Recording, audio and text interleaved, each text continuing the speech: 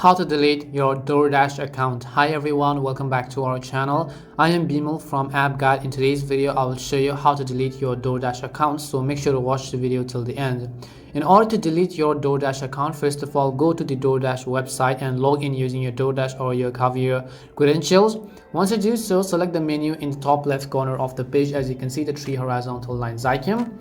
Over here on the next specific page, you want to simply select the option that says account, and next you have to select the option called manage account on the right hand side. And before deleting account, here you can also download or archive your data from your DoorDash account, including your personal information and receipt.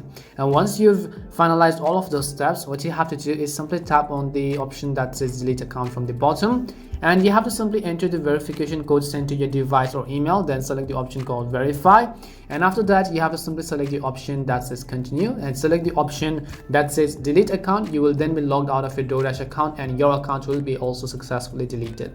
That's all it takes to delete your DoorDash account. We hope the video was really helpful, and if it did help you, then make sure to leave a like and subscribe to our channel. And if you've got any more questions, feel free to leave them down. Thank you very much for watching till the end, and see you soon in our next video.